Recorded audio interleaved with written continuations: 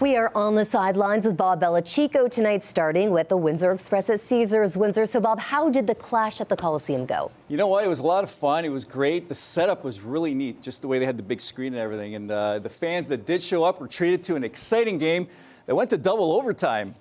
Windsor riding a 6-game win streak heading in, playing against the top team in the league, Sudbury 5. Here's how it ended. Davis down to 4. Davis to the hole. Yes! Latin Davis with a teardrop, and they're going to put time back on the clock.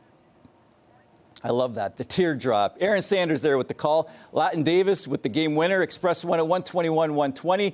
Davis led all scorers with 30 points. The Express have now won 7 straight, but are still stuck in 4th place for some reason. Why? Well, that's because 3rd place Montreal is on a 6-game heater right now. Someone's streak is coming to an end. Windsor is in Montreal for 2 this weekend. Now, going back to the game, attendance was a bit of a letdown, but nothing deters affable team CEO Dardis Willis. I'm already considering doing it again, but I just want to see how everybody else feels. Caesars, WFCU, believe it or not, they give us an opportunity to take one game out. So I'm interested in doing it again. I'm interested still in finding a way that we have a place to play like this. So it's always, you know, a highlight. Yeah, let's do it again. Why not? 100%. And there are some high school basketball going on tonight involving a team that accomplished a first in its school history. This was definitely a long time coming. The game was a blowout, which surprised me, but nonetheless, Maranatha won their first basketball gold medal ever last weekend in a big win over La Jeunesse in the single A WEXA final.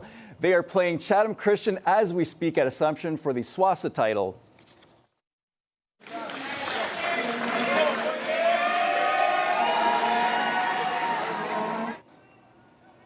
Oh, yeah, that was energy last night. Kennedy hosting the SWASA AA Championship at the Clipper Dome against Chatham's John McGregor. Not even close, folks. The Clippers blew out the visitors. This is a crazy score, 100-35. Eldon Hussein led the way with 22. Yazin Kazuli had 20. Kennedy is heading to Pembroke for the OFSA Championships March 9th. We laid it all out today. You know, we gave everything our all, you know, and I think the scoreboard reflected that. And I think now the next step for us is just, you know, get ready for OFSA and, you know, prepare for the next step, because I think the outcome of OFSA is going to be the same as what we've seen here today, you know. I think it's going to be, I think, you know, everyone should just stay tuned and, you know, keep watching, because Kennedy is coming. 135, not fair. I don't even know what to say about that one. I know. Okay, so Bob, let's talk about the Windsor Spitfires. They are on a rare 2-game losing skid. But the thing is, they're still playing good hockey, so just the wins aren't coming for some reason. But, you know, they haven't been very good against contending teams as well, especially teams like, you know, Kitchener, Flint, Brantford. They're 1 win, 1 tie, and 5 losses. They're having a hard time. Is that a cause for concern? We didn't get the results. We're playing good hockey analytically. We're doing a lot of really good things, out-chancing teams. Obviously, our defending is one of the best in the league, and we got to find a way to create some more offense. Windsor welcomes the Peterborough Petes to town tomorrow night. The Petes are 4th in the Eastern Conference. The Spits are off to London Friday before hosting a big one against Barrie on Sunday. The Colts are 2nd in the East and giving top seed Brantford a run for number 1 in the East.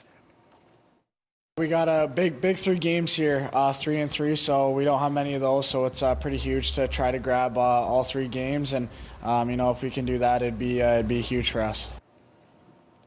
Now, there's still time to put this on your schedule for tonight or watch it on OUA TV. The Lancers men's hockey team opens the playoffs tonight at the Capri Complex in South Windsor against the Guelph Griffins.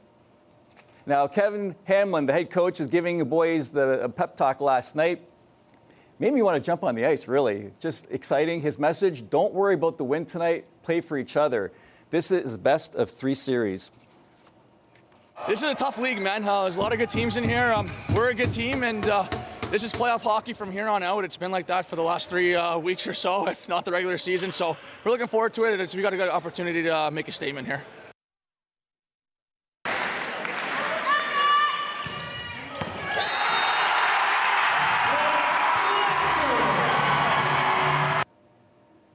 And ooh, baby, how's that for a statement right there? Gustavo Sequeira with the ace on match point. Nothing like ending a game on match point with an ace.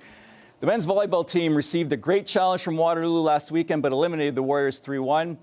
The Lancers host Western, who finished 13-7 this season, Friday night.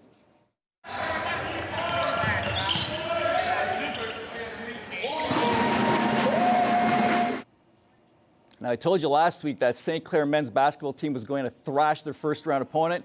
Well, they did. The Saints beat St. Lawrence. Here's another crazy score, Stephanie. 130-66.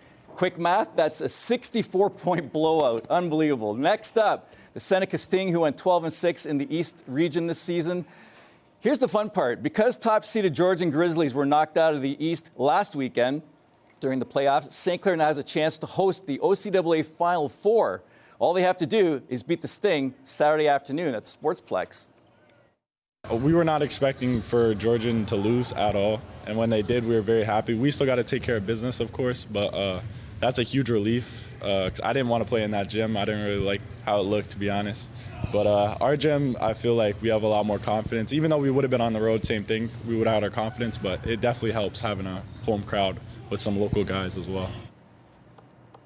Also tonight, a few boxers got a treat last weekend at the Border City Boxing Club. Bob. One and only, that's right. No, actually, it was really cool to meet this guy, too. Chad Weigel, he's a U.S. Olympic boxing coach who hails all the way from Kingsville, Ontario. That's right, folks. He was visiting family and made an appearance.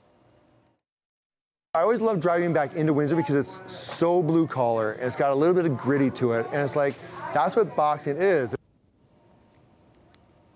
Weigel hasn't been home since before the pandemic, so he's making the most of this trip. He visited his old stomping grounds at the Border City Boxing Club, where he and Josh Canty would spend hours training kids and then bringing them to tournaments on the weekend. Weigel was an assistant coach for the U.S. at the Paris Olympic Games and led their youth and junior programs as head development coach. The 53-year-old says his formative years at Border City Boxing laid the foundation for his success, and he was happy to come back and share some of that with the young boxers. Amateur boxing is such a bouncy in and out sport that when we know a little bit of infighting and pressure in the American style, like we dominate internationally because they're not used to that. And that all started here.